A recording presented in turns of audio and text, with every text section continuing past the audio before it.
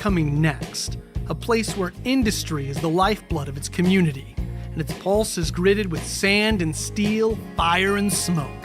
It's a city building its future together, one business, one family, and one home at a time. This is a place for makers, doers, and dreamers. It's where the global marketplace meets hometown values, where Americana isn't just a tradition, it's a way of life. Here, your experience makes the difference. With access to railroads, major waterways, and 8 different highways, this is a place in motion, sending goods, services, and ideas not just across the state, but across the world. And when the work ends, the day's just beginning, with beaches like West Beach in the Indiana Dunes National Park, exciting hiking and biking trails like the Diana of the Dunes Dare or the BMX track, and local treasures and exciting festivals, you'll know you're in more than just a bedroom community. From veterans of foreign wars to hometown heroes, our diversity is our strength, and we forge our future with the same flame as our steel. Oh, there's a place in the Midwest, and it's calling you home. The best part of Portage is what's next. The best part of Portage is you. There's more for you in Indiana.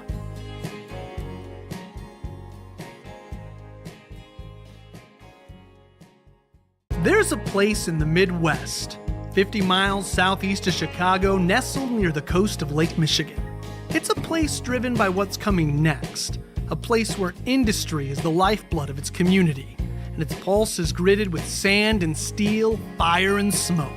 It's a city building its future together, one business, one family, and one home at a time. This is a place for makers, doers, and dreamers. It's where the global marketplace meets hometown values, where Americana isn't just a tradition, it's a way of life. Here, your experience makes the difference. With access to railroads, major waterways, and 8 different highways, this is a place in motion, sending goods, services, and ideas not just across the state, but across the world. And when the work ends, the day's just beginning, with beaches like West Beach in the Indiana Dunes National Park, exciting hiking and biking trails like the Diana of the Dunes Dare or the BMX track, and local treasures and exciting festivals, you'll know you're in more than just a bedroom community. From veterans of foreign wars to hometown heroes, our diversity is our strength, and we forge our future with the same flame as our steel. Oh, there's a place in the Midwest, and it's calling you home. The best part of Portage is... Welcome to the January 14th City Council meeting, Portage, Indiana. Will you please stand and join me for the Pledge of Allegiance?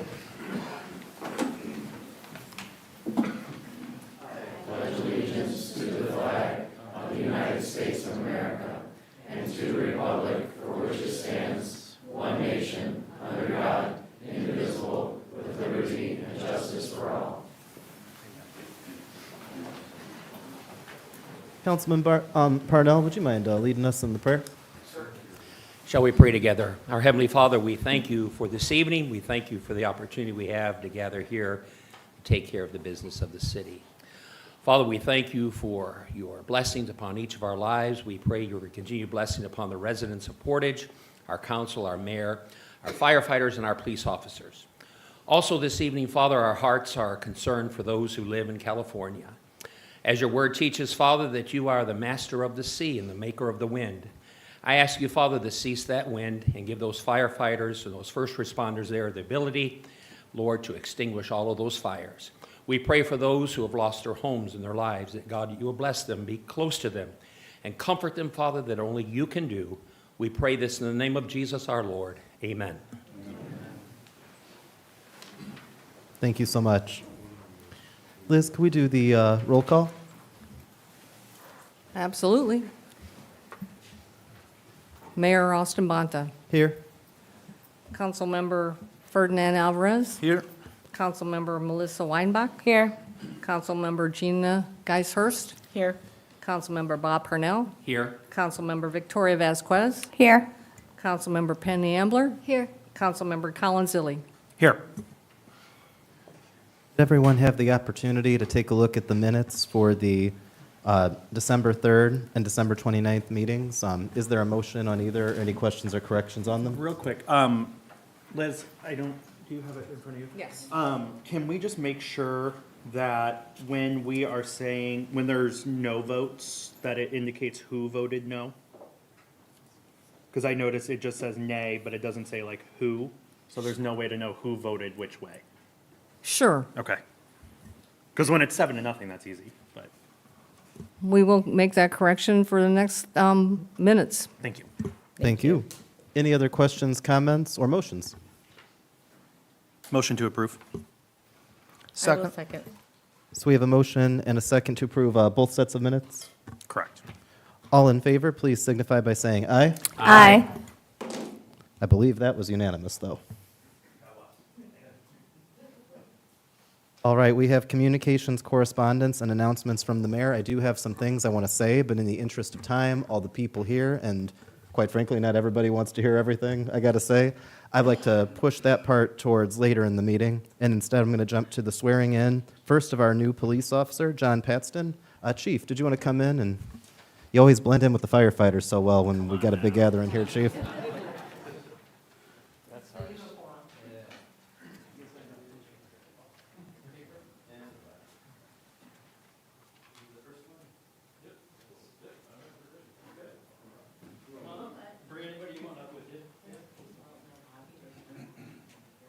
For those who are in the lobby, there is room inside. Don't be fooled by the people standing. There are chairs if you'd like to come in and sit in some of those, if you'd like.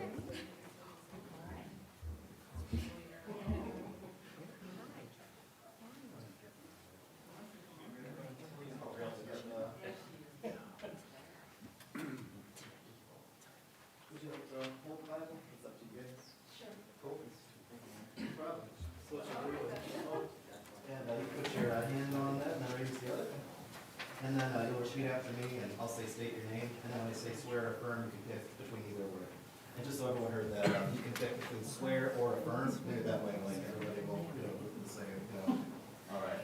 I state your name. I, John Paxton, Do solemnly swear or affirm do solemnly swear that I will support the Constitution that I will support the Constitution and the laws of the United States of America, and the laws of the United States of America, the Constitution the Constitution and the laws of the state of Indiana, and the laws of the state of Indiana, and that I will faithfully and that I will faithfully and impartially and impartially execute the duties of my office execute the duties of my office as a member of the City of Portage Police Department as a member of the City of the Portage Police Department to the best of my ability to the best of my ability and according to the law, and according to the law, so help me God. so help me God. Congratulations.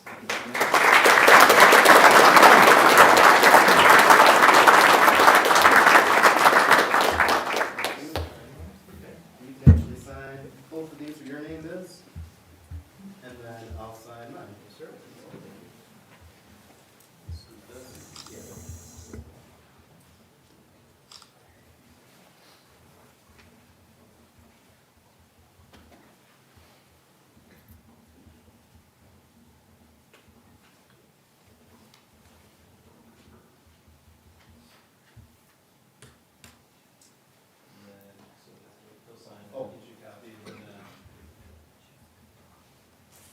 This is the staged photo, everybody, so those of you who come to these, you've seen them, so pretend like this is all brand new here and take some pictures.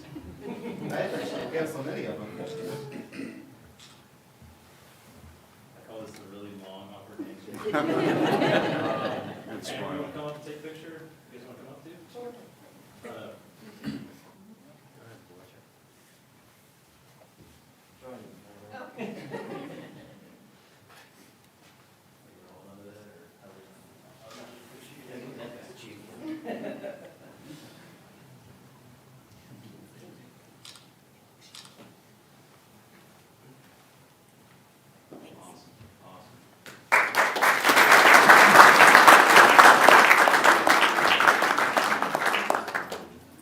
I think we need our fire chief to come up next.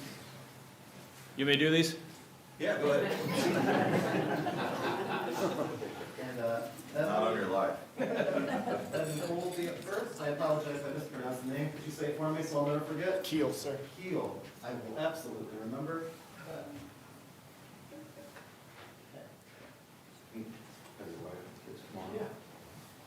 you have the Bible, someone can hold it for you if you like, if that's your call.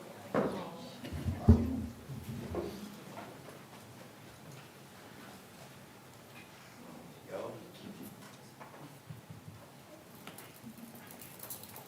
So raise your hand.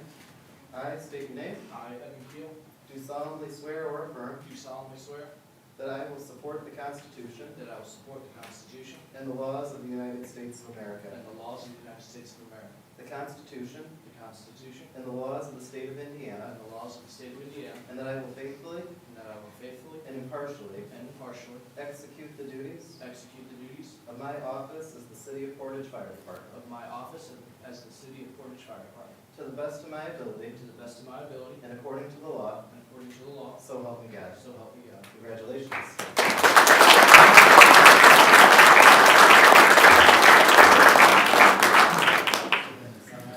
Here and here.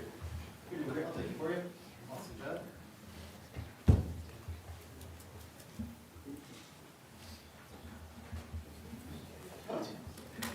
I'd be right there with you. We both sit under his arm.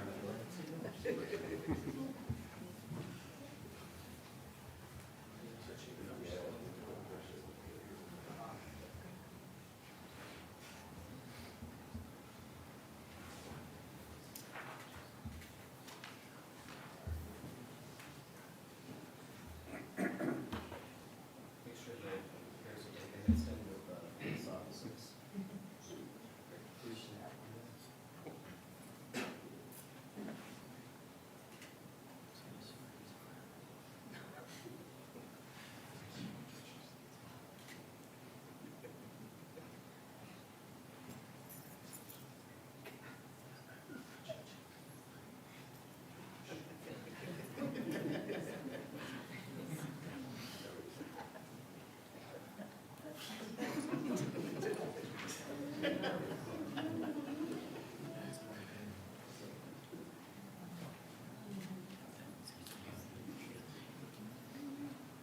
Chief Johnson.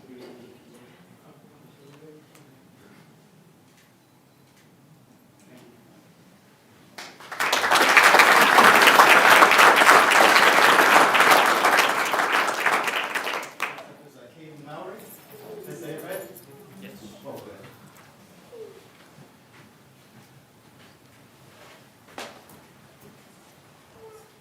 Oh, good, you brought your family. That's good. Yeah. You just gotta tell. And if you guys would like to, we have the Bible available for you if you want to hold it. You're ready. I state your name. I, Kate Mowry, Do solemnly swear or affirm I do solemnly swear that I will support the Constitution that I will support the Constitution and the laws of the United States of America, and the laws of the United States of America, the Constitution the Constitution and the laws of the state of Indiana, and the laws of the state of Indiana, and that I will faithfully and that I will faithfully and impartially and impartially execute the duties execute the duties of my office of my office as the City of Portage Fire Department as the City of Portage Fire Department, to the best of my ability to the best of my ability, and according to the law, and according to the law, so help me God. so help me God. Congratulations.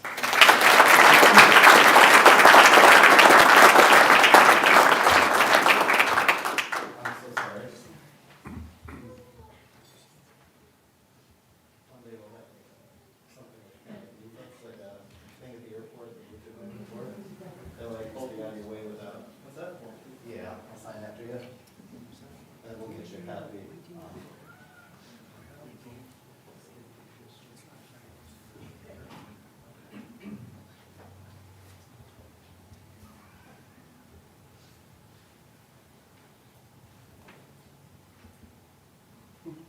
Congratulations.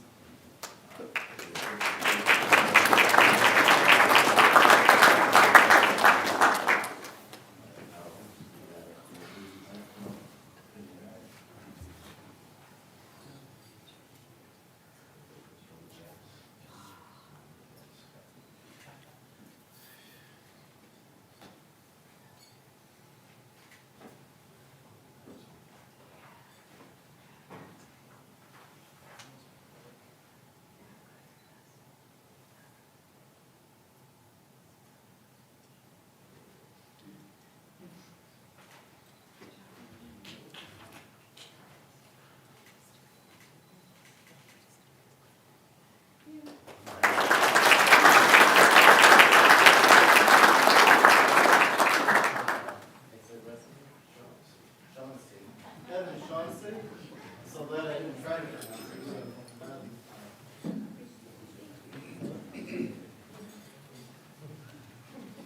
Michael, Sarah, if you'd like to have it.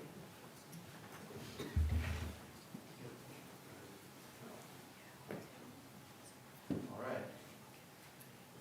I state your name. I, Evan Shaughnessy, Do solemnly swear or affirm do solemnly swear that I will support the Constitution that I will support the Constitution and the laws of the United States of America, and the laws of the United States of America, the Constitution the Constitution and the laws of the state of Indiana, and the laws of the state of Indiana, and that I will faithfully and I will faithfully and impartially and impartially execute the duties of my office execute the duties of my office as the City of Portage Fire Department as the City of Portage Fire Department to the best of my ability to the best of my ability and according to the law, and according to the law. so help me God. So help me God. Congratulations.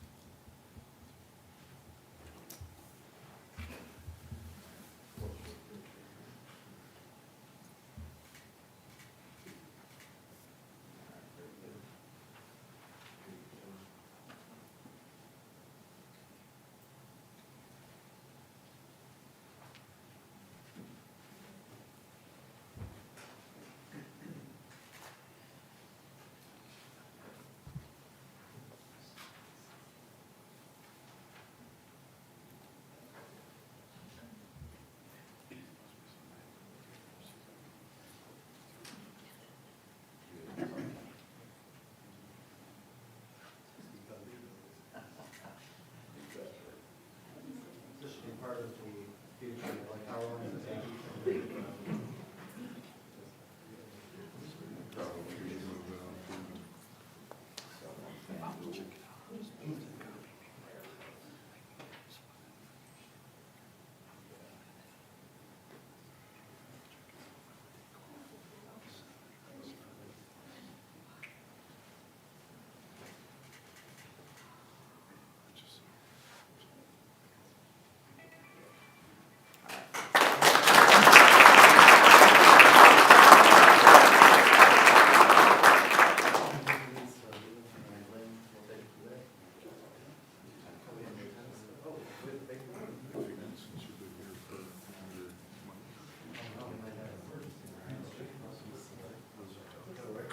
If I can borrow one, I get to state his name, unless we. I'll borrow this one. That'll work. We have lieutenant promotion, and apparently the lieutenant promotion paperwork has been misplaced. We will still be able to swear him in, we'll just have to provide the paperwork after. Luckily, we have plenty of papers I can read from, to make sure I don't make a mistake. Chief, do you want to announce his name? Sure, Michael Wurtis.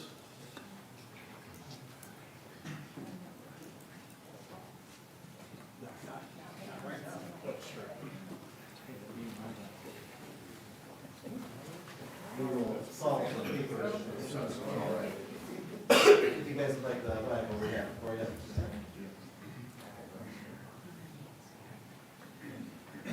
So raise your right hand, I know you've done this before, or whichever hand. Sorry, my right hand.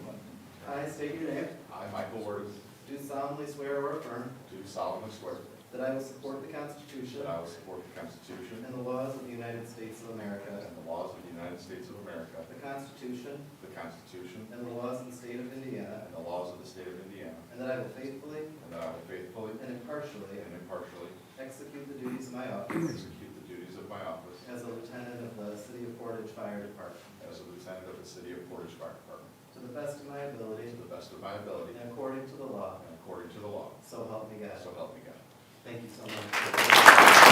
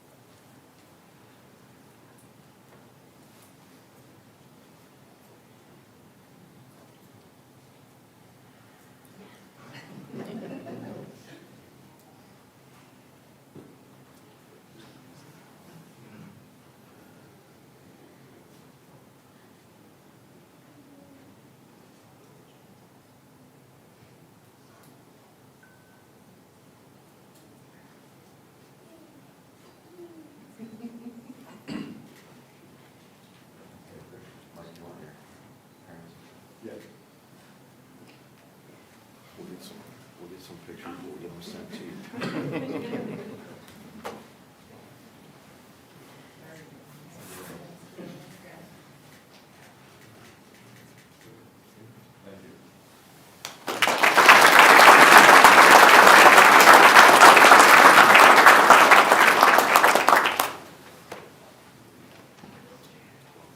Everyone in the audience is welcome to stay for the whole meeting, or as much as the meeting as you'd like to stay for, but understanding that some people might only be here for the swearing in of friends and family members. If you, this might be a little long, so you are all welcome to stay, but we'll give a few minutes if you want to kind of, yeah. Thank you, everyone. Yeah, I think they all saw the agenda when they came in and said, oh, man. Yeah. And if you think this meeting is long, wait till, wait. If you think this meeting is long, just wait till February's meeting.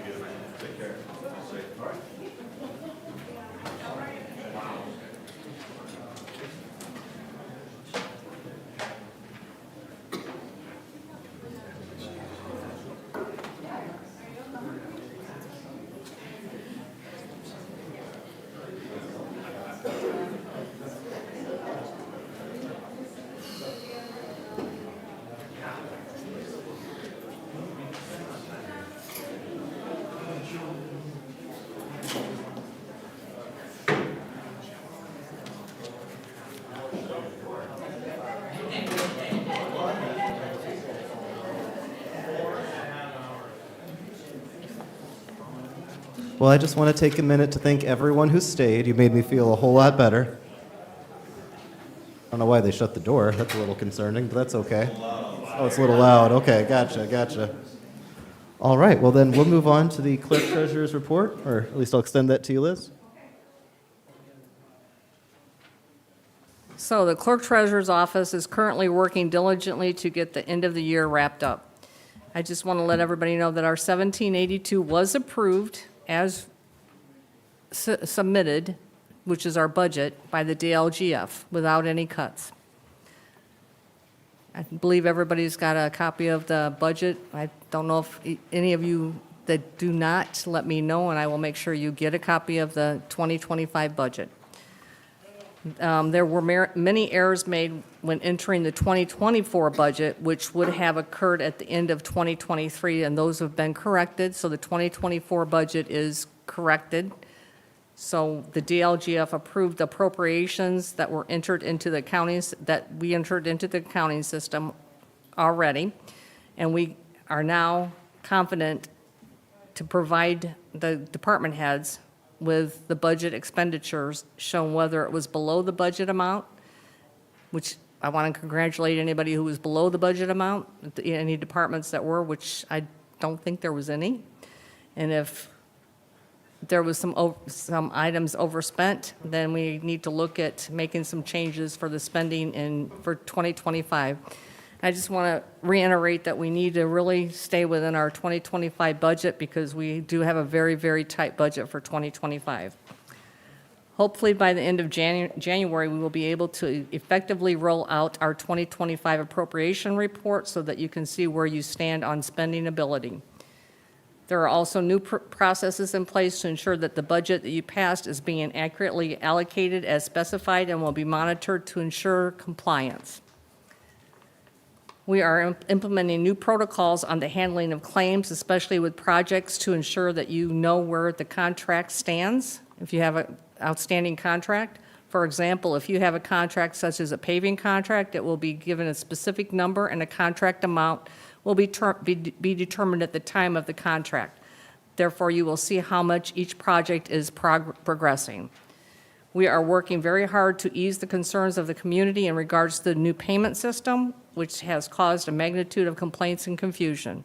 And going forward, we will continue to do that. We are getting a number of phone calls. I'd say anywhere between 20 and sometimes 50 phone calls within a 2-3 day period. We're averaging at least 15 phone calls a day, if not more, about the new payment system, and we are assisting with setting people up for payments online and also through their banks. That's my report. Liz, I have a question for you on the bill payments. So is it possible to get a report of the costs associated with processing a check versus processing e-payments via the auto pay system that we have? Yes. Okay, thank you. I'm just curious what our costs for processing checks are. Because I do have a number of residents who are concerned with having to pay the online fee, the processing fee to do auto payments. I mean, I've set mine up through my bank, but I know not every bank offers that option, so. I think most local banks do offer that option, and I don't think the customers actually know how to go and ask them. So if they can call my office, Sure. we will assist them and tell them how to set up with their bank. You know, Sure, ask- I would just, it's odd to me. I understand the credit card payment processing fee, but to charge a fee for ACH payments just seems excessive to me. And I understand it's a system limitation. It's not a city issue, but I would just like to see the numbers. And Liz, wasn't there something, and I don't want to say something incorrect, but I believe State Board of Accounts had commentary about how we do it as well. Or was it not State Board of Accounts? There was something about when you have to charge a processing fee versus when you don't have to. Do you recall that? Yes, we have to charge a processing fee because it's considered a convenience fee, and we cannot pay that. The city cannot pay that, and we were eating the cost for it, which was costing the city about $50,000 a year. And we got dinged, I think, 3 or 4 audits for doing that. And that's why if they go through the company that we contracted through, they charge 95 cents for a processing fee. And if you go through your bank, then the bank does it for free. So again, if they want to call the clerk treasurer's office, we can assist with that and tell them what they have to talk to their bank, how they can get it processed through the bank. I don't necessarily agree with what I'm about to say. In fact, I don't. But my understanding is that the state of Indiana's view is that if I go to City Hall and I pay in person, which granted is very easy for me to do, because I work here, and Colin pays online and the city eats the processing fee, really, I, a ratepayer, am paying for Colin's processing fee. That's not really my philosophy, not even as a business person, as someone who also owns a business that handles fees and we don't charge extra for it. But it's been explained to me and Liz that that is the state's view of it. Absolutely. Thank you. I have a question, Liz. In January, I remember and recall from prior discussions that residents have the opportunity to pay all of the year's trash fee at a discount. So is that still ongoing now for the month of January? If they pay, I believe the cutoff's February 1st. If they pay for the whole year, then you get a 10% discount on everything, trash, all the utilities too. So that is different from what last year I was told. I believe when Michelle was here, we thought it was only the trash bill was the discount, not the stormwater part. So are you saying the entire bill now can be discounted? If you pay in advance for the whole year, you get a 10%. It's always been like that. And if you pay you get a discount if you're a senior citizen on your trash bill or a veteran. Okay, thank you.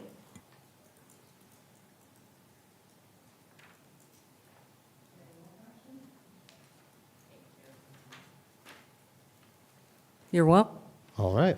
That gets us into the public hearing portion of the meeting, and this is for ordinance 25-01, additional appropriations, bond, and interest. Liz, would you mind explaining this just a little bit before I open the public hearing? Absolutely. So this is a bond payment that was not included in the budget that we have to pay for the park bond. We didn't know what we were going to have to pay before we closed on the park bond or before we did our budget. So this is just a formality to make sure that we can pay this when the bond payment becomes due. The money is there to pay it, so you know. So at this time, I'm going to open up the public hearing, and the way I'm going to do it is 3 times I'm going to ask if there's anyone here coming to speak in favor, and then 3 times I'm going to ask if there's anyone here to speak against. There's really no rule. I mean, if you want to speak in favor and you realize I'm at the against part, you can still come up and speak in favor. I do kind of ask that you wait if you're on the against side, but simply put, I'm going to pound the gavel, open the public hearing, and I'm going to ask 3 times for each. Public hearing is now open. Is there anyone here to speak in favor? Is there anyone here to speak in favor? Is there anyone here to speak in favor? Is there anyone here to speak against? Is there anyone here to speak against? Is there anyone here to speak against? Liz, if you could please note that there was no one that came to speak in favor or against. Hearing none, I will now close the public hearing. Thank you. We now move on to the election of a council president and vice president. I'm not terribly involved in this process, other than to be something of the chair of the meeting, so lucky me.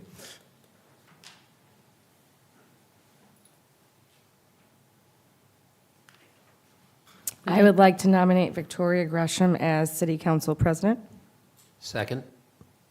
I would like to nominate Colin Zilli as president. So I believe the way, and I'm not a complete expert on Robert's Rules of Order, but don't we hold off on motions until all nominations have been made? One more time? Well, if 2 people are nominated and seconded, then the council, we haven't had this situation in a long time, actually. You vote for a person by name, is that correct, Ed? Between the people that have been nominated? Yes. After the nominations are closed, then you can proceed with motions. So procedurally, is it that we have a nomination and is second relevant that Victoria was seconded? Or, I'm sorry, Ed, if you could just say that again.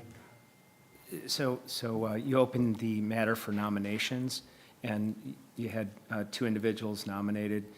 Now it would be appropriate to consider a motion for the appointment of that individual. Let the record show it's Victoria Vasquez, not Gresham. I'll second Councilman Zilli's nomination.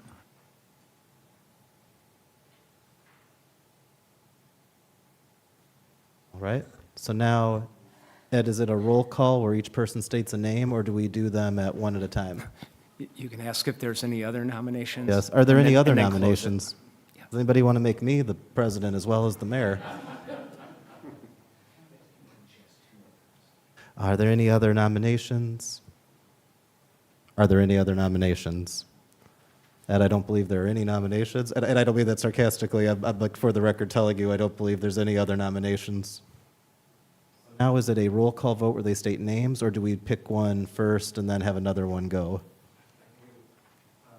I think it should be appropriate for somebody to make a motion based upon the nominations that have been made. I guess what I'm asking is, what should they say in their motion? Should they pick one of them, or Yes. should they state both names? Yeah? Yeah, Yes. but then, hang on, that logical conclusion. You could have a motion and a second and another motion and a second.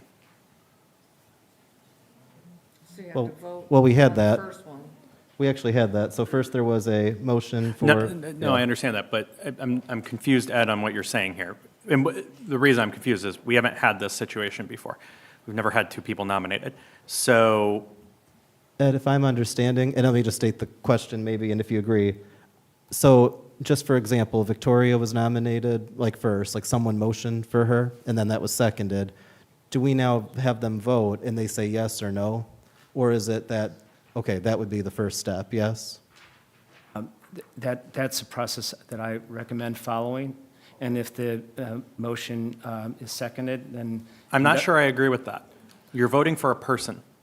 Two people were nominated, they were both seconded. You're voting for a person. It's an election of an officer. It's not an ordinance, it's not a resolution. At the same time, that is the process usually followed by the Plan Commission, RDC, our other boards do it that way. Not to say that they have to, but it's not uncommon for board officers to be selected by a motion and a second. Well, I'm just suggesting that whoever gets a majority of the votes cast is elected council president. And I don't think that that's a problem. Basically, we could do a roll call vote and someone could state a name as long as. Right, because procedurally you're, that's you're voting okay. for a person, you're not voting against a person, is what I'm saying. It should be a roll call. Right. It'd be no different than electing a Speaker of the House, and we're not, I hope we don't go to 25 ballots here. Just, That's but- kind of what I was like banking on, hence my offer but to be the that, president. I mean, if we've you never need. run into this situation, that's why I'm, It should be a roll Yeah. call and a name call. That works fine.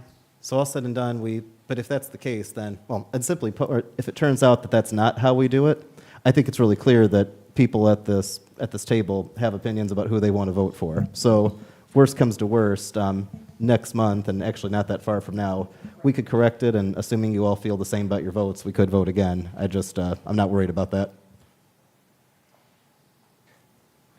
So with that in mind, Ed, does that sound all right to have them go and state a name similar to as we state a roll call speaker vote? Yes, I think as long as it's, fundamentally fair to the two nominees, I think that would be appropriate. That sounds good. And are we stating the name by first name, last name, or full name? Just for the record. Nobody here has the same first, I just want to state that neither First name, last candidate name has the works. same first name. So we're if someone says overcomplicating Victoria, this. I'm not going to guess who or Khalid, but maybe Can we just out of- can we just say the last name? Not really complicated, yeah, not complicated, just say the last name, who you're voting for.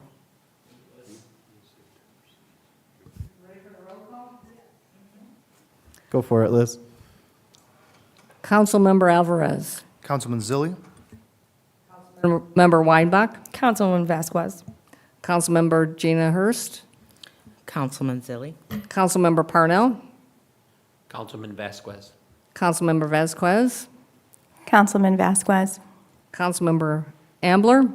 Councilman Vasquez. Councilmember Zilli. Councilmember Zilli. I'm so glad you So guys by the didn't tie. majority, Councilmember Vasquez is voted in as the council president. Congratulations. Thank you. That gets us to the matter of mayoral and council appointments.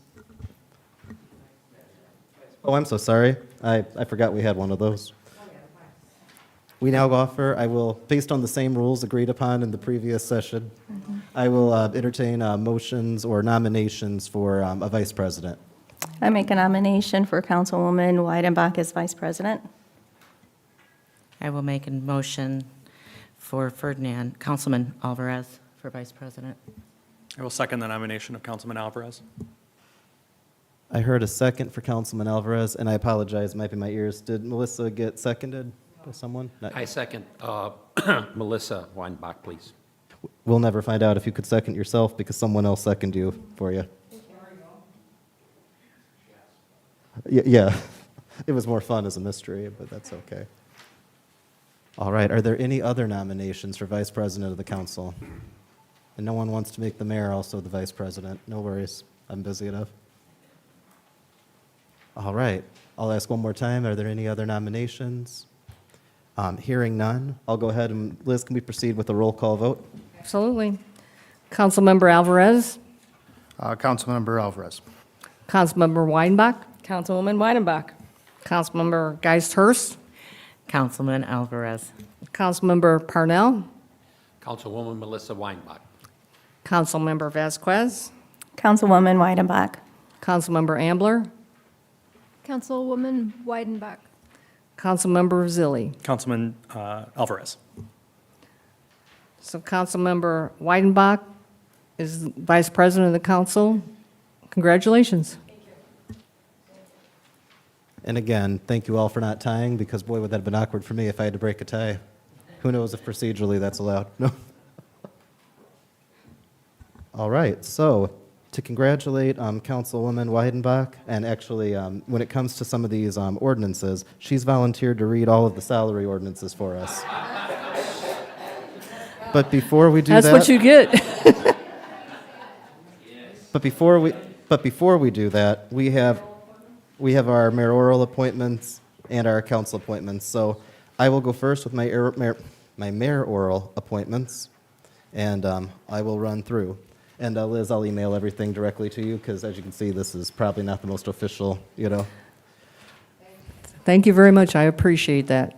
So for the Advisory Claims Committee, Victoria Vasquez, John Harrison, Dan Commenda. For the County Alcoholic Beverage Board, that's not as cool as it sounds. Scott Tilford. ADA Coordinator, Sandy McDaniel.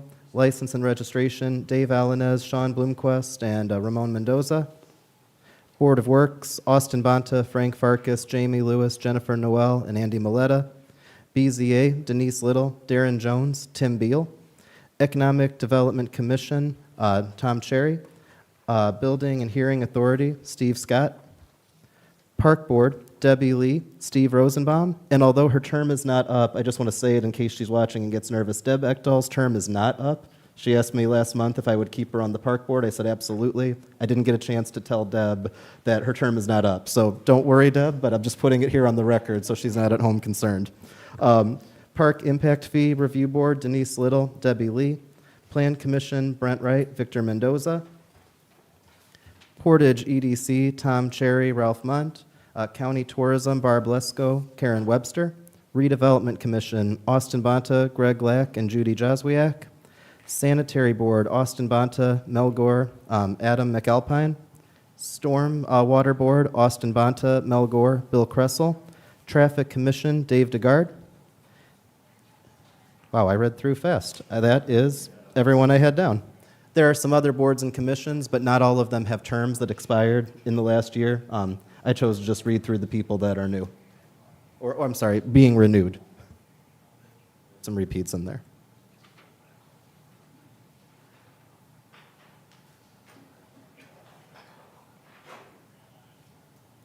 Okay, so as far as the council appointments, again, following that same format of only speaking about the ones that are renewing for 2025, that gives us a planning commission, reappoint Victoria Vasquez as the council appointment.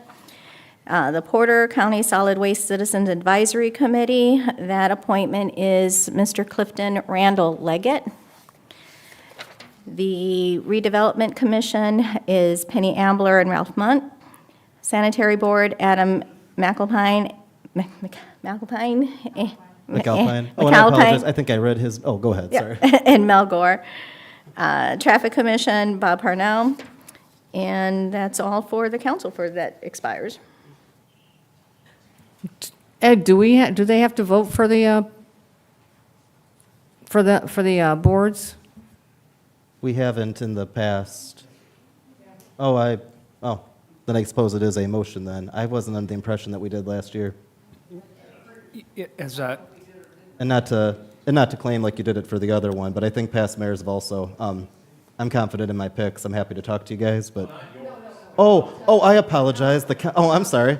I was ready to go. If that's the law, it's the law. But I was like, man, you guys didn't even put Jim through that, let alone Sue. If you want them to, I think they will, so. I think we're good there. And just the councils. I'll make a motion to approve the appointments. Second. We have a motion and a second. All in favor, please signify by saying aye. Aye. Any opposed? Hearing none, I believe that was unanimous. And we'll get an updated version to all of us. Yeah, Yes, and can I please get an updated version sure thing. for the record? Thank you. I think I might have read Mr. McAlpine as if he was my pick. I apologize about that when I was reading mine. And then as far as the city council committee appointments, I would prefer to reappoint everyone in their capacity that they are in and in the committees that they serve in as well. And that also goes for the liaison members. Would you like me to read those off? For the record, maybe, but then can I get a written also emailed to me? Absolutely. So the liaison members, Fire Department and Fire Merit Board, Councilwoman Melissa Weidenbach, Park Board, Councilwoman Gina Geis-Hurst, Police Department and Police Merit Board, Councilman Bob Parnell, Port Authority, Councilman Ferdinand Alvarez, Street and Sanitation Department, Councilwoman Victoria Vasquez, and Utilities, Councilman Colin Zilli. That wraps it up.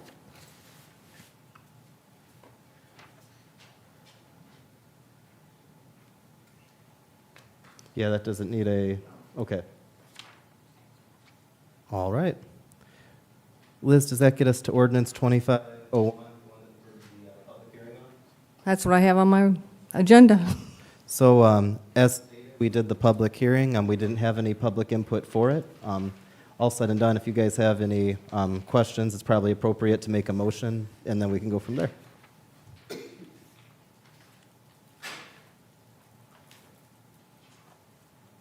Actually, I suppose it has to be read first. Is that right? Yes. All right, then. I will ask our council president if she could go ahead and read it for us. We got Melissa for the...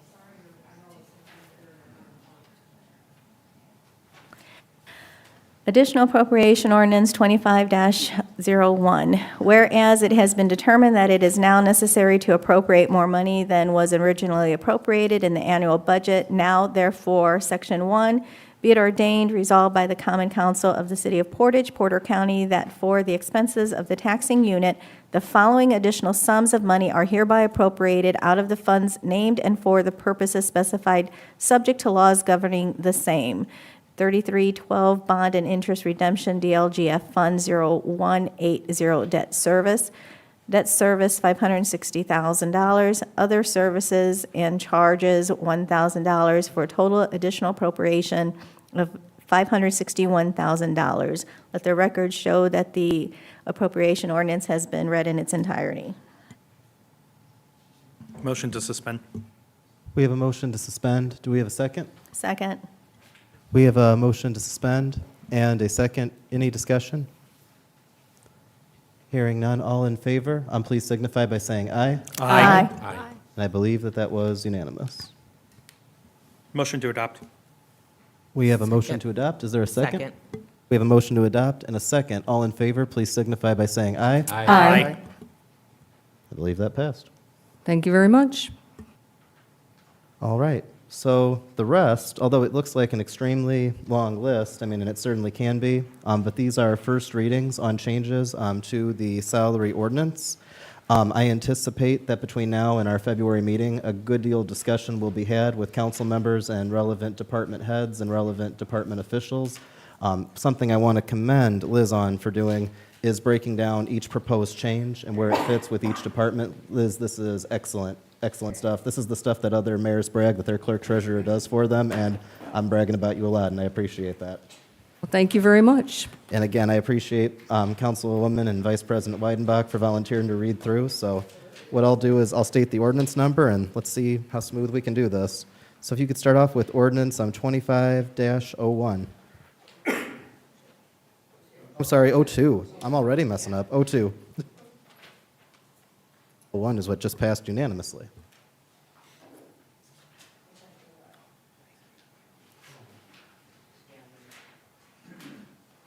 Here we go. Salary Ordinance Budget Year 2025, Ordinance 25-14V14. An ordinance establishing the amount of salaries and compensation to be paid to all appointed employees and officers. Were you handed 04? I'm just reading what's No, you're amending, it's confusing, you're amending ordinance 24-14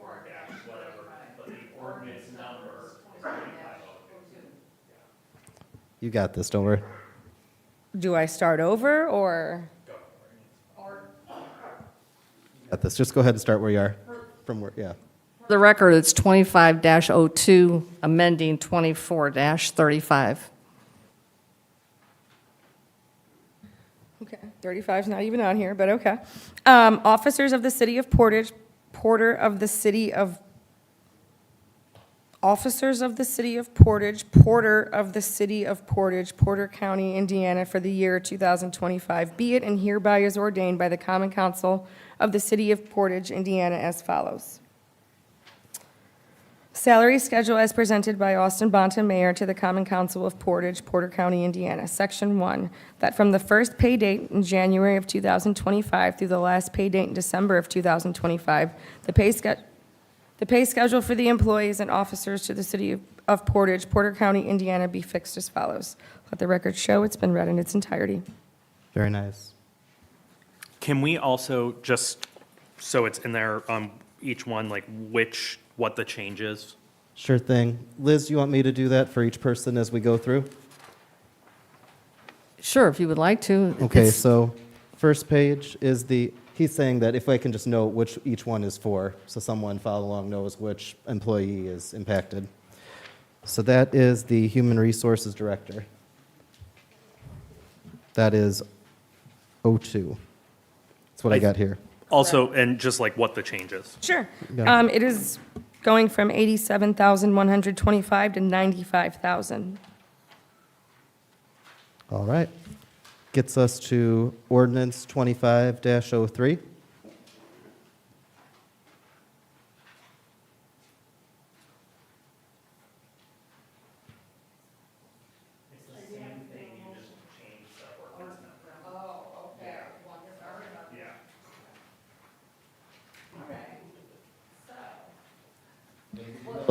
One. We put it on? No, it's, well, they're first readings, so it'll go to the.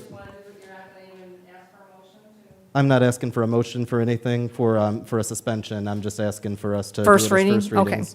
An individual council person can if they'd like for a particular one, but these are all first readings today.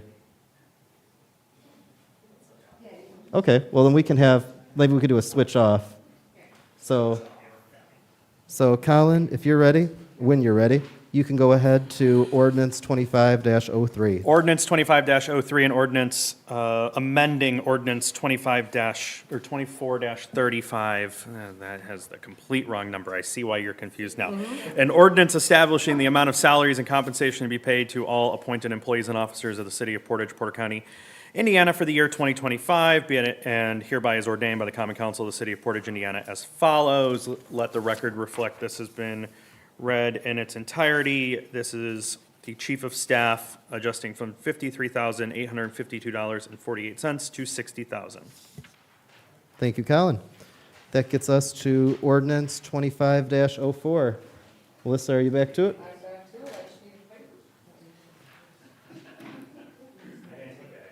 Yeah, you've got the copy still. So you're gonna. Yeah. Salary ordinance, an ordinance establishing the amount of salaries and compensation to be paid to all appointed employees and officers of the City of Portage, Porter County, Indiana for the year 2025, be it and hereby is ordained by the Common Council, City of Portage, Indiana, as follows. That should be the team management and event coordinator. That is going from $51,250 to $55,000.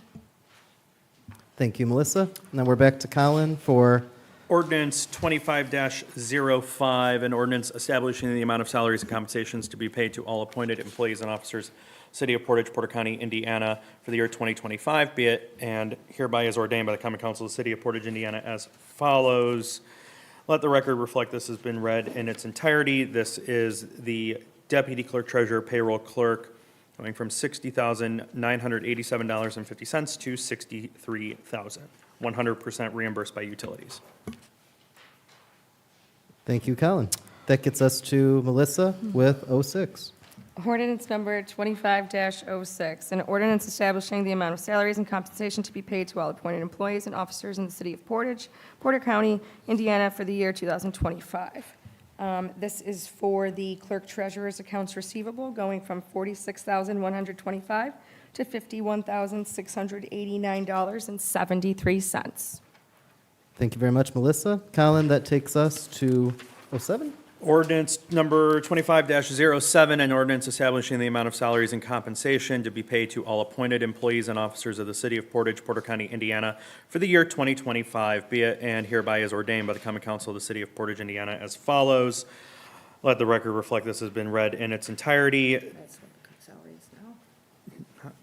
I know.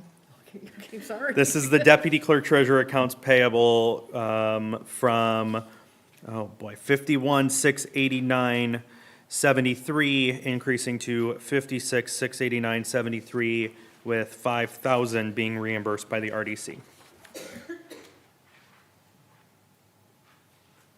Very good, Colin, thank you. And then Melissa? Ordinance number 25-08, an ordinance establishing the amount of salaries and compensation to be paid to all appointed employees and officers of the city of Portage, Porter County, Indiana for the year 2025. Be it and hereby is ordained by the Common Council of the city of Portage, Indiana as follows. This is for the planning and community development planner for $65,000, with $5,000 being reimbursed by the RDC. And I apologize before we jump back to Colin. Tom, I said that I wasn't asking for any, but were you asking for this one to be potentially today? We're going to be okay. Okay, Yeah, then, we're still doing second on the 4th. no problem. I thought of you after I said it, and I said when I get there, I'll check with you. So we're all right. Thank you so much, Melissa. Colin, if you could go ahead to the next. Ordinance 25-09, an ordinance establishing the amount of salaries and compensation to be paid to all appointed employees and officers of the city of Portage, Porter County, Indiana for the year 2025, be it and hereby is ordained by the Common Council of the city of Portage, Indiana as follows. Code enforcement officer going from $43,496.90 to $45,519.23. Thank you, Colin, and take it away, Melissa, on number 10. Ordinance 25-10. An ordinance establishing the amount of salaries and compensation to be paid to all appointed employees and officers of the city of Portage, Porter County, Indiana for the year 2025. Be it and hereby is ordained by the Common Council of the city of Portage, Indiana as follows. This is for the plant superintendent to go from $87,125 to $97,324.78. Thank you so much, Melissa. And actually, if you guys wanted to do this one now, you can, but that's just a thought.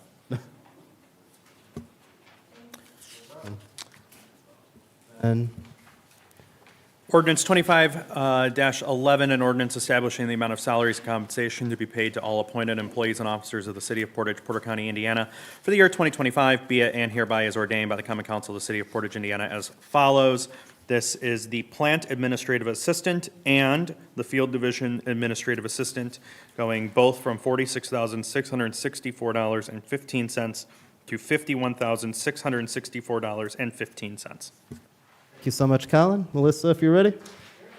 Ordinance 25-12, an ordinance establishing the amount of salaries and compensation to be paid to all appointed employees and officers of the city of Portage, Porter County, Indiana for the year 2025. Be it and hereby is ordained by the Common Council of the city of Portage, Indiana as follows. Part-time employees up to $20 an hour, seasonal part-time up to $25 an hour, permanent part-time. Was that our last one? No, we still got. Okay. Two more. Ordinance 25-13, an ordinance establishing the amount of salaries and compensation to be paid to all appointed employees and officers of the city of Portage, Porter County, Indiana for the year 2025. Be it and hereby is ordained by the Common Council of the city of Portage, Indiana as follows. The chief's administrative assistant at the police department going from $51,552.38 to $56,000. And then one more, Melissa. Ordinance 25-14, an ordinance establishing the amount of salaries and compensation to be paid to all appointed employees and officers of the City of Portage, Porter County, Indiana, for the year 2025. Be it and hereby is ordained by the Common Council of the City of Portage, Indiana, as follows. This is for the Fire Department Administrative Assistant. It is going from $51,552.38 to $56,000. You guys did a fantastic job, and I loved the back and forth. Thank you, guys. What was that? That was for Fire Department. There's a fire and a police within the last two. So that gets us to the, oh, sorry, I thought someone was raising their hand. That gets us to the introduction of resolutions. Resolution 25-01, preliminary determination to issue bonds. Liz, is this the one with the, oh no, this isn't what I'm thinking of, is it? This is the one with the RDC? Yes, this is the one that's given a preliminary determination to issue bonds so that we can make a loan from RDC to the city to purchase some capital improvements. So this is one, if you've been following with the Board of Works, and it's something that came from a good deal of effort by Dan Bowditch, Tom Pittman, and Buzz Crone, our financial advisor. It began with the fire department beginning working on a equipment purchasing plan and having a mechanism to fund it. Later, it became a cooperative effort between the police and the fire department to come up with a vehicle purchasing plan for fire and police. I could go into some detail, but it ultimately began when fire, and actually, Chief Crail, do you mind explaining the situation with the initial fire truck? Would you like, Oh, if you could, that'd be great, sorry. could have explained it back there, but. I mean, I needed to get you like a microphone that you could wear, you know.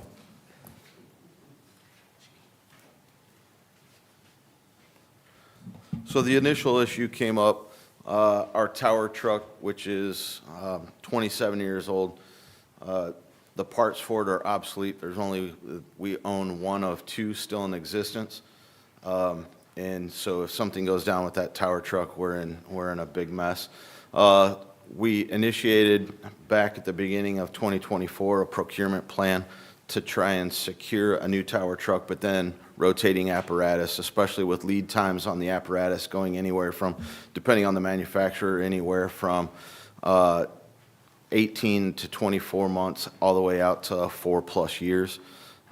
If we have a rotation of 4+ years, we're already behind the 8 ball with our apparatus. So that's what initiated the whole thing. We were in dire straits with our 27-year-old tower truck. So to say this as simply as I can, and Liz, if I say it too simply, feel free to correct it to me. The fire department identified a deal where they would be able to order a fire truck. Is that correct to say? Yes, sir. And then that fire truck comes in, and when it comes in, we would have 6 months to make the payment? Yeah, so we can order the truck with no money down. We don't have to purchase the chassis. We don't have to purchase anything. Once the truck is built and available for to be picked up, if we don't have the money, there is a 6-month time frame that we have an additional 6 months to pay for the vehicle. This particular vehicle, they can't keep them on the lot right now, so we know that within that 6-month time frame, there would be no issue selling this vehicle.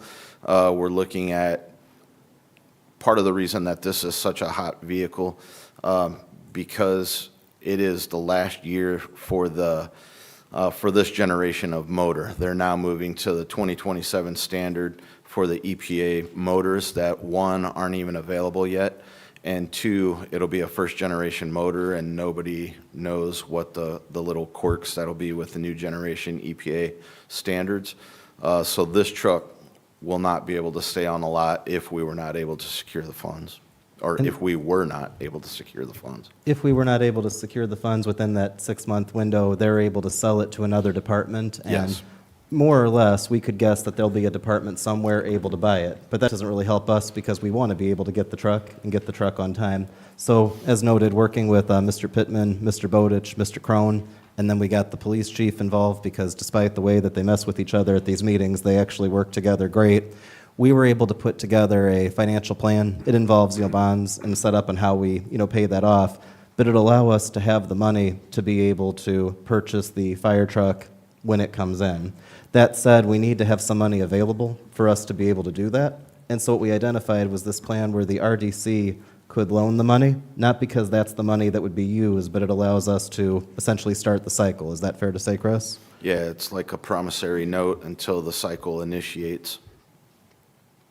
In order for the RDC to do that, though, that takes council approval, which is what gets us here. RDC wanted to make sure that the loan was going to be paid back, so that's why the council needs to approve it. Not just as simple as RDC, justifiably, paying for something. It's the ability to make sure that the loan gets paid back once the other money comes in. Once the bond is approved, and I think we're looking at 2026 for the bond, maybe the beginning of 2027. I believe that's correct. Buzz would know the exact, but yeah.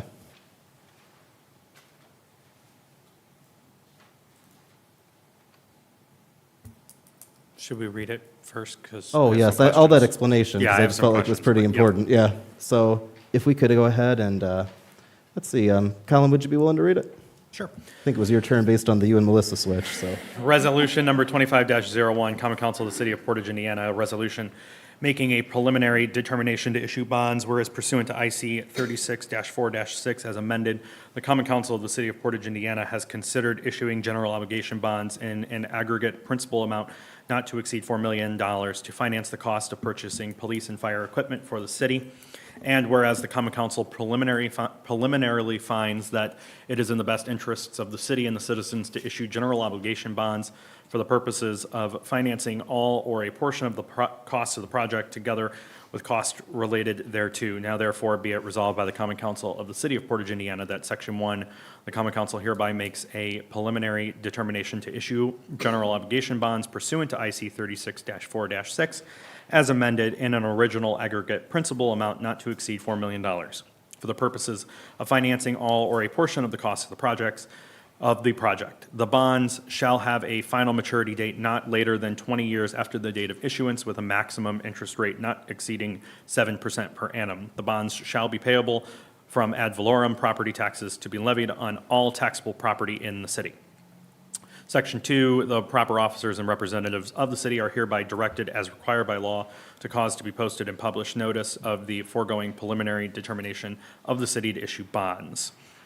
Section 3, the Common Council hereby declares its intent pursuant to Treasury Regulation 1.150-2 and IC 5-1-4-6C that costs incurred by or on behalf of the city in financing the project be reimbursed from the proceeds of the bond. Let the record reflect this has been read in its entirety. With this being a resolution, is it one, or is it? We can pass it on, yeah. I make a motion to pass this resolution. Second. We have a motion and a second. All in favor, please Whoa, signify. whoa, whoa, whoa, Oh, whoa, I'm sorry. whoa. I've got Oh, a no, question. that's fine. Sorry. Question. Okay. Apologize. So we would bond for $4 million in potentially 2026? Is that what I heard? The Or end of. early 27. Yeah.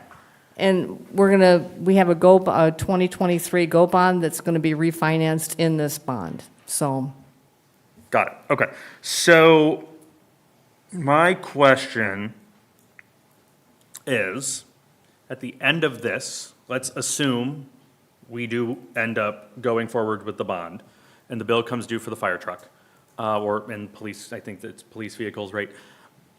What happens if the city can't make the payment and the RDC doesn't have the funds?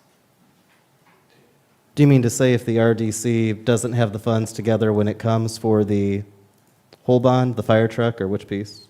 Whatever the RDC is agreeing to RDC's contribution is towards the fire truck. So as noted, in the event that the fire truck, we do have a 6-month window where another city's department somewhere could buy the fire truck. But to simply put it, it's an important RDC budgetary item that we have put into the budget that we're going to be ready for that part. Got it. Okay. So that gets to my second question of if we bond at the end of 2026, early 2027, we do not yet know what the impact is going to be on property taxes. There will be a property tax reform bill that gets passed. It's going to happen. Somewhat, the State House is going to do something that is going to negatively affect our budget. They're either going to reform how assessed value is calculated, or they are going to cap growth on property tax bills. I mean, there is literally a bill right now, it's House Bill 1229, that eliminates property taxes. They cease to exist in 2026 and actually bans cities from bonding based on property taxes. So my concern with this is we don't yet know what the State House is going to do with property taxes. And we can't guarantee we are even going to have the budget to afford this in 2 years because we do not know what that impact is going to be. So my concern, because it's going to affect the RDC just as much as it affects us. If property tax reform goes through, it will affect the RDC's budget too, because it will cut assessed values. So assuming the governor's plan that he ran on is adopted, it will return our budgets to 2021 to begin with, right off the bat, and then cap the growth at 2% on tax bills.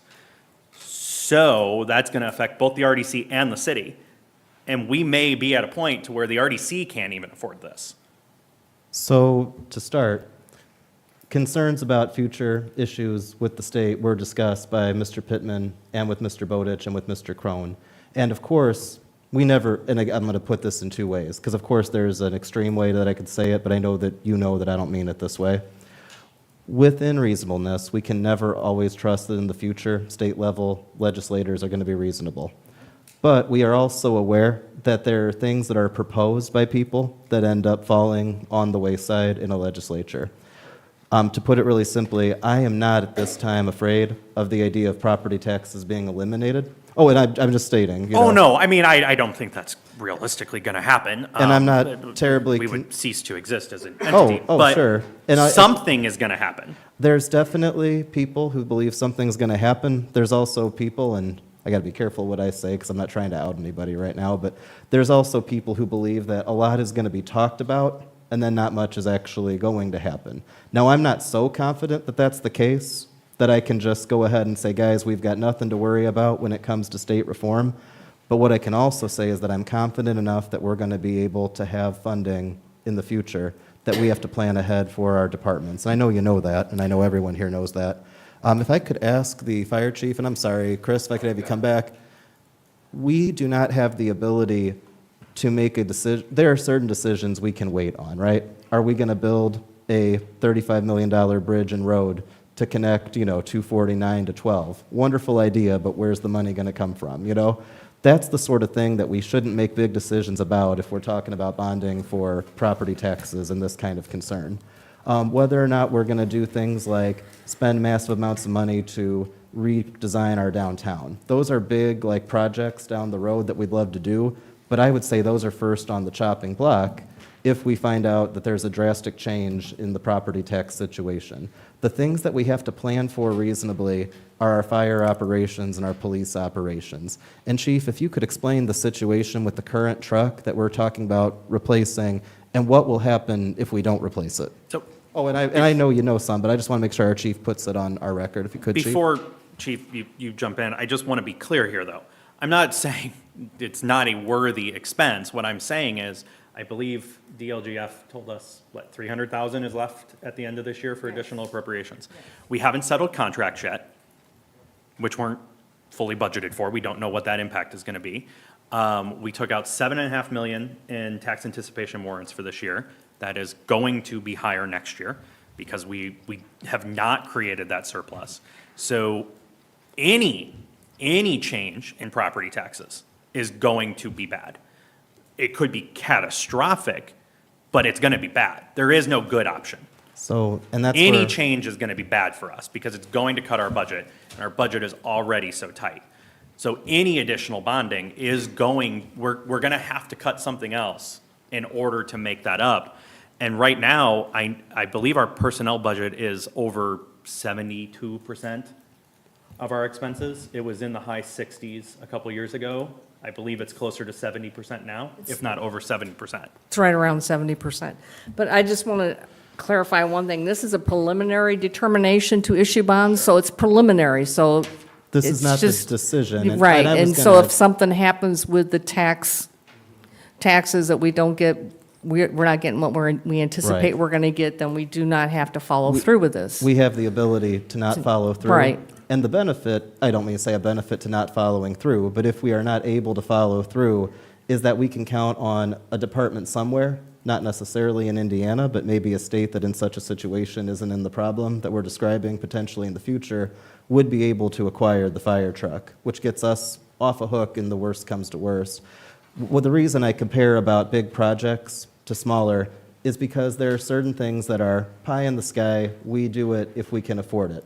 Then there are the things that we need to cut, and just in general. I mean, we made cuts in this budget for 2025. At the very least, what the department heads came with me to, there was only one department that I think I didn't make a cut for. And it's not a secret. But that said, there's also the things that, well, let me say, there's also the things that we have to do to be a functioning city. And this particular fire truck, I believe, and the police vehicle purchases that we're securing in the future with this are very important. I'm going to ask our fire chief if you can explain that this is not just your typical fire truck now or that's being replaced, correct? Right, so this is our aerial fire truck. It's 100 feet. It's got a 100-foot aerial on the top of it. It's also got an articulating boom, which is what we looked to also replace it with, was a portion of the ladder articulates down, so it's just not a straight 100 feet out. So it is, not that it's a special vehicle, there's, this manufacturer makes a lot of these vehicles, but it's special for our needs. When we have used our aerial truck, the articulating boom is what we have predominantly needed when we have used ours in different areas. I think Dombey and 20 is a big place that we have used it to stretch out over the river. Out at the mills, we've had to use the articulating boom. Also at the rail yard a few times, surprisingly. But the importance of this vehicle is, really because more than just having that vehicle, but once we have this, currently, this vehicle is not helping our, I hope nobody from ISO is watching, but if we were to get an ISO audit right now, this aerial apparatus is not helping us with our ISO score because it's out of date. Once we get an in-date vehicle, this will help boost our ISO score, and we can help potentially lower insurance costs for the property owners. And Chief, how old is the current truck? 27 years old. Is that a normal age for a truck of this sort? Not ideally, no. Is it going to be likely that it's going to be 29 or 30 or 31 and doing okay?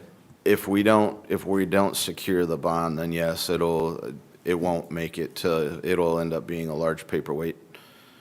And it, as noted, it might be able to be in a museum, but we're not going to be able to get a lot for it. Right.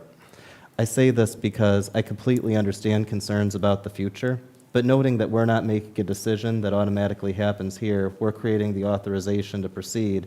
We have the ability to correct in two different ways if the worst comes to worst and property tax reform hits us hard. The first is the ability to not make use of what's being authorized. The second is, even by placing the order for the truck, again, I can tell you that I am generally certain that we're going to be able to have not the most drastic property tax reform, but I'm even more certain that a fire department somewhere will buy this within the 6-month window. And as I note, if worst doesn't come to worst, this begins our process of having a depoliticized plan for equipment and for police and fire in the future, which is something that the city has needed for some time. Mike, you're welcome to come up. I'm not sure if there's a particular benefit to talk about the police side. Like I say, right now, the main thing is the fire truck that's being purchased under the particular deal within it. I'm good unless you want me to come up. Maybe just briefly, just talk about why it's important to be managing our fleet. Well, to be fair, you guys thought this meeting was going to take forever, and this is actually a pretty normal meeting length so far. We're only at February. Only at an hour, really.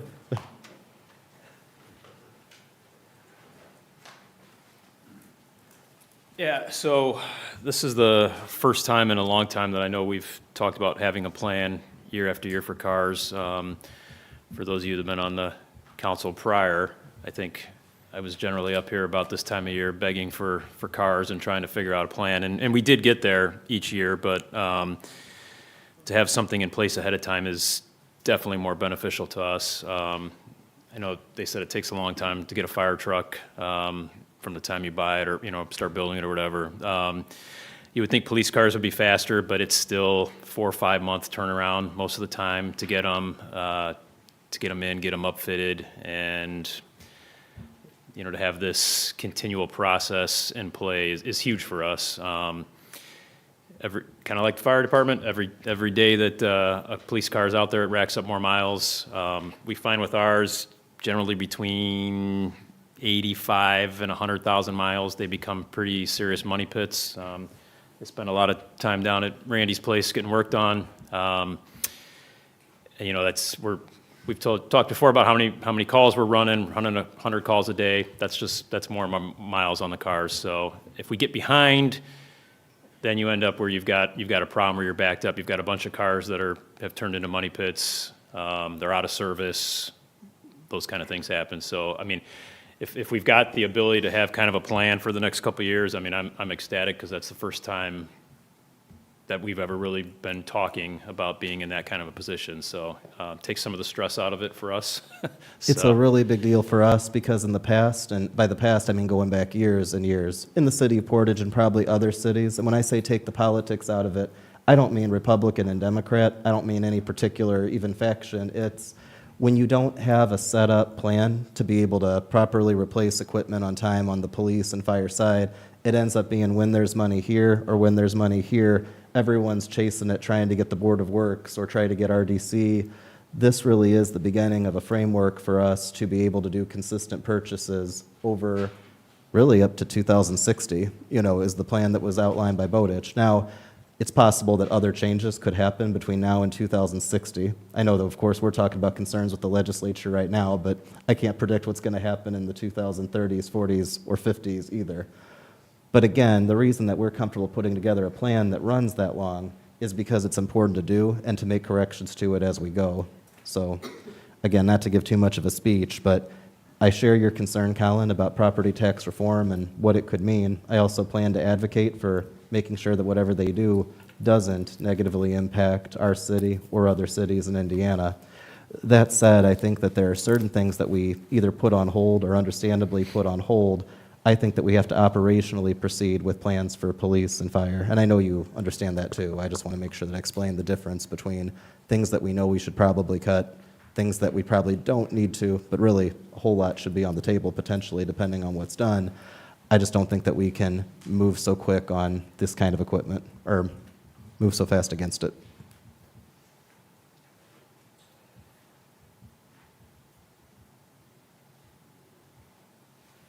Liz, would it be possible before the next meeting to get an updated, or as much as you can, appropriation report through 2024?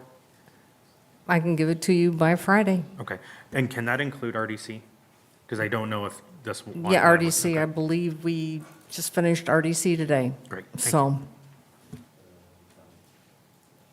Speaking of, in fact, every one of you will get an appropriation. I'll personally email it to you instead of putting it in the Dropbox, because I know we're having problems with the Dropbox, and we're going to be switching over Dropboxes very shortly.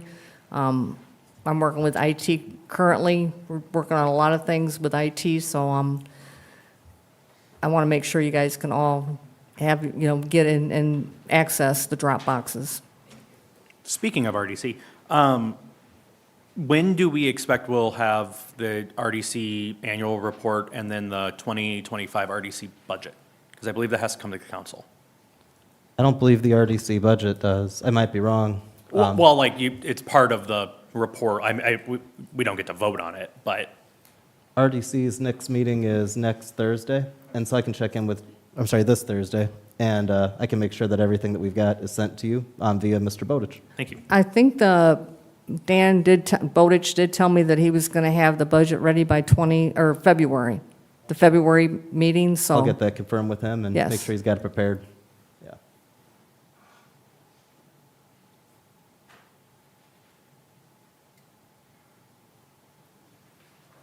I lost my train of thought here. Do we have a second for the motion? We have a motion and we have a second. I'll go ahead and say, do you recall, Liz, who motioned and who seconded? Carrie, got, So all in favor, please signify by saying aye. Aye. Any against? No. I believe it passed. And as noted, we'll write down who voted which way. Cool. I got it written down. All right. Reports from city officials, anticipating that this meeting was going to go much longer than it actually did. I had told the chiefs not to worry so much. To be fair, they both gave a report in their own way. For Mike or for Chris, did either of you guys want to come back up?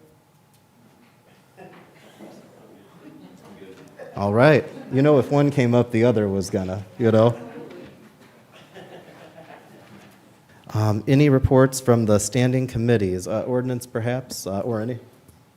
The ordinance committee met today at our standing monthly meeting, the first Tuesday, well, usually it's the first Tuesday of each month prior to the city council meeting, but it was moved to be prior to today's meeting. Today we discussed the firework ordinance, which puts in place mechanisms to deal with the repercussions of people not disposing their fireworks properly. And so it creates puts a plan in place to make sure that things are handled safely and efficiently for the city, and should be brought to the council's attention next month. Thank you. Thank you. Do we have any petitions, remonstrances, or public input? I saw someone just smile and walk away. I'll take that as a good sign. Yeah. Any other matters not already considered by the council? Mayor, if we can have an update from the HR department on the status of the job descriptions and what, if any, is being done with the wage study? Sure. Lynn, would you be comfortable coming now, or would you like to, come on up? Yeah, go ahead. Thank you. So last year, we put a lot of time towards job descriptions, and then we got into negotiations, so we're trying to wrap that up. But then the wage study will come once those job descriptions are sealed up, and we just want to make sure that they're accurate to what people are doing, not just what's written on paper. So it's taken some time, but I think we have probably 75% of those completed. Speaking of contracts, do we have an update on those? Yes, so we are in Evergreen right now, and as noted, that's where I say the difference between being optimistic and the difference between being responsible. I will say that we are, I believe, and now watch, I say this, but I know that everybody on the other side of the table watches these meetings, but I believe that we are very close to finished.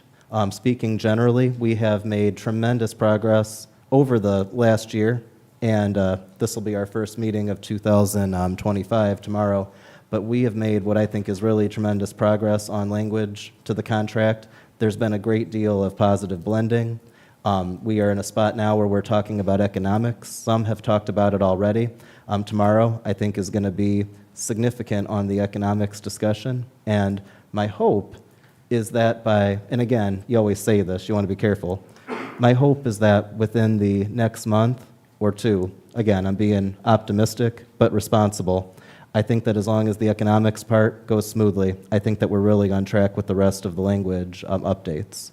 For purposes of privacy and for the meetings to go well, I'm happy to talk to council people, on your own, and I'm seeing from the head nod, you know what I mean. But all said and done, I'm very pleased with the overall way that it's gone. Thank you. Yeah, I would say same. We've worked since June crafting, the city's position and trying to blend the contracts to put some language in that just makes it feel united. And then, of course, we couldn't really touch the economics till the last quarter until we had some solid numbers. I know it was the administration's plan that, we didn't want to go to the table until we knew where we were and what we could actually offer. So we feel really good about that. But we've been at this for 4 months. We've probably been to the table a dozen times, and I feel like we've given it everything we've got. So I'm really pleased with how it's looking. So. And Lynn, do Yeah. your job descriptions also include some form of description for part-timers, even if it's in a matter of expectations, such as we have a lot of part-timers in the park department? Yeah, absolutely. So with the job descriptions, everybody in the city will have a job description specific to them. And, when you craft a job description, you don't pick, like HR director, and this is what she has. You pick what that position needs to be successful, and to include whether that's an exempt or non-exempt status. And that also helps us move forward when we do our wage study. One thing that I really like about a wage study is it will put some equity across the board amongst all employees. So if you have a labor in one department, then it will shore them up with a labor in another department, possibly street, parks, clerks. It starts leveling that playing field. And I think that really captures the culture of a city, and that puts us in a good place to attract and retain quality people. So, yes, everybody will have a job description. Thank you. You're welcome. Any other questions? Okay, thank you. All right. Any other matters to come before the council? If not, is there a motion to adjourn? Motion to adjourn. Second. All in favor, please signify by saying aye. Aye.